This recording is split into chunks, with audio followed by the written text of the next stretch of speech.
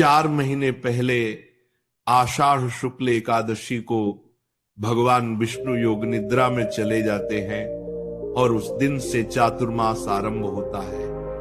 इन 4 महीनों में कोई भी शुभ कार्य जैसे विवाह, गृह प्रवेश या मांगलिक संस्कार नहीं किए जाते, परंतु जैसे ही देव उठनी एकादशी आती है, भगवान विष्णु अपने शेषनाग शैया से उठकर पुनः लोक कल्याण के कार्यों में प्रवृत्त हो जाते हैं। इस दिन से ही विवाह, मांगलिक कार्य, गृह प्रवेश, यज्ञ, पूजन, सब शुभ कार्यों की शुरुआत होती है। इसलिए इसे देवोत्थान एकादशी भी कहा जाता है। इस दिन का आध्यात्मिक महत्व कहा गया है। एकादशी व्रत सर्व पाप नाशकम भवेत। देव उठनी एकादशी का व्रत मनुष्य को जन्म जन्मांतर के पापों से मुक्त कर देता है। जो व्यक्ति इस दिन भगवान विष्णु और माता लक्ष्मी की पूजा सच्चे मन से करता है, उसके जीवन में कभी भी धन, सुख और वैवाहिक जीवन की कमी नहीं रहती। ये वह समय होता है जब धरती पर स्वयं देवता लोकों में गति करते हैं और जो भी साधक इस दिन विधिवत पूजा, व्रत और दीपदान करता है, उसे करोड़ों यज्ञों के समान फल प्राप्त होता है। देव उठनी एकादशी पर क्या करना चाहिए? सुबह ब्रह्म मुहूर्त में उठकर स्नान करें, शुद्ध वस्त्र धारण करें और अपने घर के मंदिर को सजाएं। भगवान विष्णु की मूर्ति या चित्र को तुलसी पत्र और पीले फूलों से सजाएं। फिर पीले आसन पर बैठकर नमो भगवते वासुदेवाय मंत्र का जाप करें। इसके बाद भगवान विष्णु के चरणों में जल, गंगाजल, चंदन, फूल, तुलसी दल और पंचामृत से अभिषेक करें। माता लक्ष्मी की भी पूजा करें, क्योंकि जब विष्णु जी जागते हैं तो लक्ष्मी जी भी प्रसन्न होती हैं। पूजन के बाद तुलसी विवाह का आयोजन करें।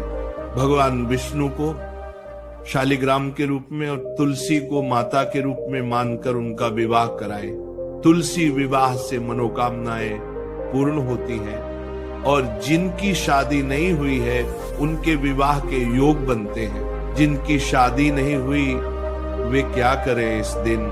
अगर आपका विवाह नहीं हुआ है तो देव उठनी एकादशी का दिन बहुत शुभ होता है। इस दिन प्रातःकाल स्नान करके पीले वस्त्र पहने, भगवान विष्णु की मूर्ति के सामने दीप जलाएं और ये मंत्र बोले, नमो भगवते वासुदेवाय नमः। फिर भगवान विष्णु और तुलसी माता का विवाह देखें या स्वयं अपने घर में तुलसी विवाह कराएं। मान्यता है कि जो अविवाहित इस दिन श्रद्धा से तुलसी विवाह करते हैं, उनके विवाह के सभी विघ्न दूर हो जाते हैं। आप तुलसी माता को चूड़ी, बिंदी, सिंदूर, साड़ी और फल अर्पित करें और प्रार्थना करें, हे विष्णु भगवान, जैसे आपने तुलसी माता को स्वीकार किया, वैसे ही मेरे जीवन में भी योग्य जीवन साथी का आगमन हो। फिर विष्णु भगवान को पीले पुष्प, मिठाई और तुलसी दल चढ़ाए। देव उठनी एकादशी की विशेष पूजा विधि संध्या के समय एक दीपक जलाएं, जिसमें शुद्ध घी या तिल का तेल डालें। विष्णु भगवान के समक्ष दीपक रखकर प्रार्थना करें, हे विष्णु प्रभु, आज आप योग निद्रा से जागे हैं, कृपया मेरे जीवन को भी प्रकाश से भर दो। इसके बाद विष्णवे नमः मंत्र का 108 बार जाप करें। इस दिन व्रत रखने वाले को केवल फलाहार करना चाहिए और दिन भर मन, वाणी और कर्म से पवित्र रहना चाहिए। देव उठनी एकादशी के दिन क्या नहीं करना चाहिए? इस दिन क्रोध, झूठ, मांसाहार, मद्यपान और किसी भी प्रकार की हिंसा से दूर रहना चाहिए। बुरे विचार, ईर्ष्या या निंदा करने से भगवान नाराज होते हैं। अगर कोई व्यक्ति इस दिन दूसरों को दुख देता है तो उसका व्रत अधूरा माना जाता है। साथ ही इस दिन तुलसी का पत्ता तोड़ना भी वर्जित है।